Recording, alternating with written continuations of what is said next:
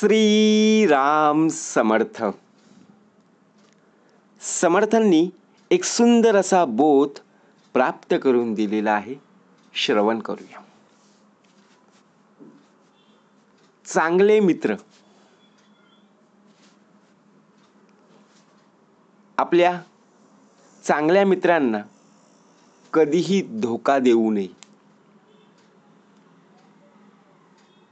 कारण आपल्याला मित्र आहेत, आपल्याला शत्रू सुद्धा आहेत.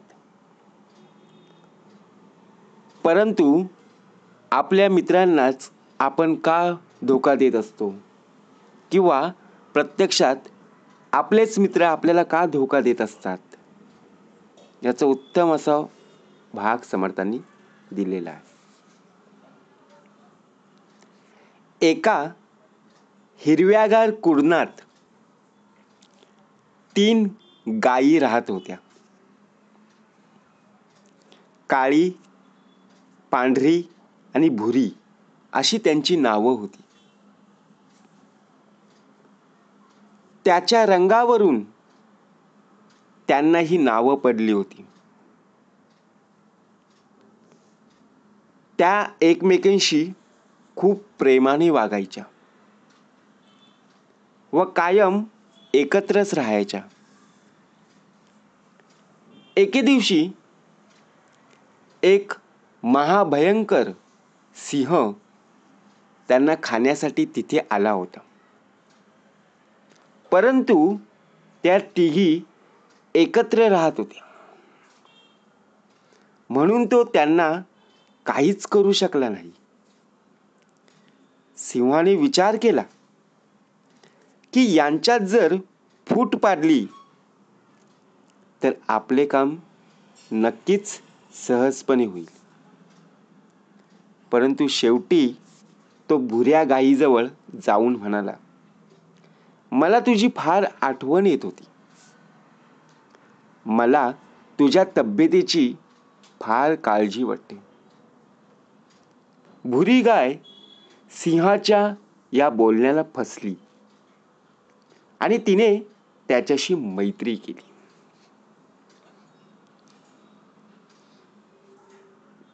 दुसऱ्या दिवशी सिंहाने भुऱ्या गाईला एकटीलाच बोलावले आणि तो म्हणाला, तुझा रंग काळ्या गाईसारखा आहे, परंतु पांढरी गाय तुझ्यापेक्षा वेगळी आहे.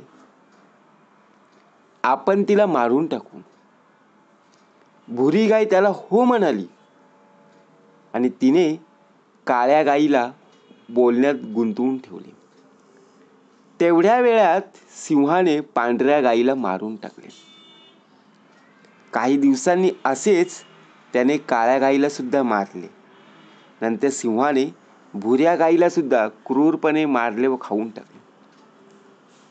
सिंहाने गायीमध्ये फूट पाडून आपले काम साध्य केले. कोणत्या मित्राशी केव्हा संगत प्राप्त करावी,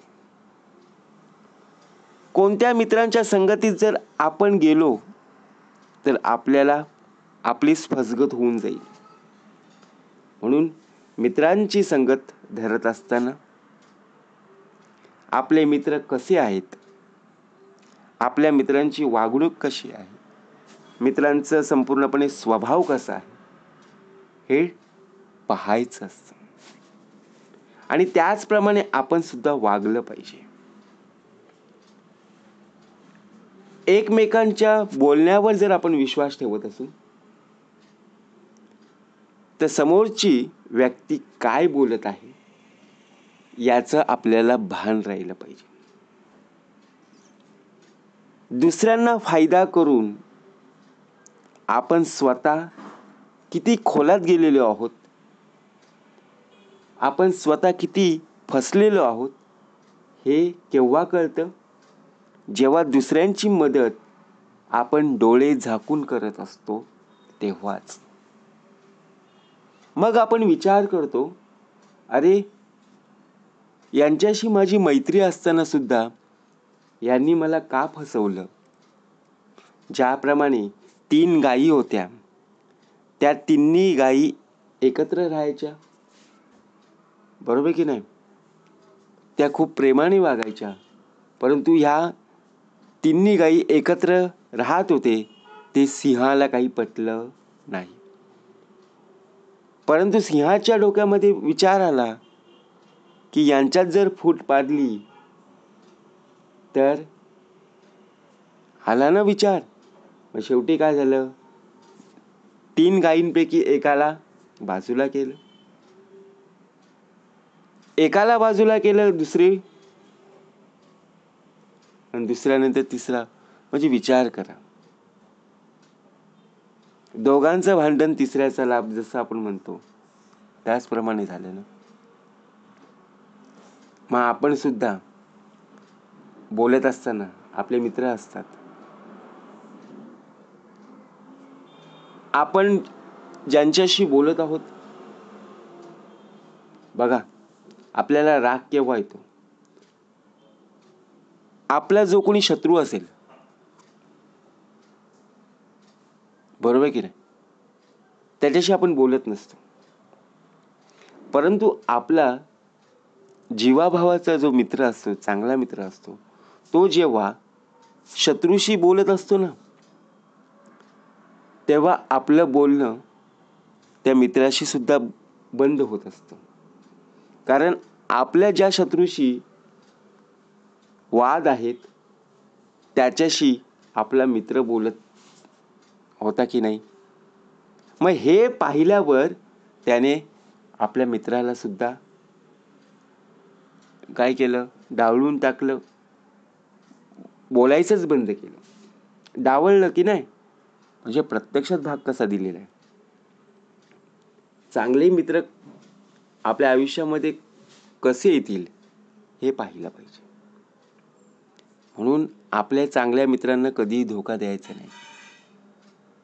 आपले चांगले मित्र आहेत ना, सुखदुःखामध्ये आपल्याला सहभागी होतात ना, आतापर्यंत आपल्याला साथ देत आले ना, त्यांना सुद्धा साथ देणं गरजेचं आहे.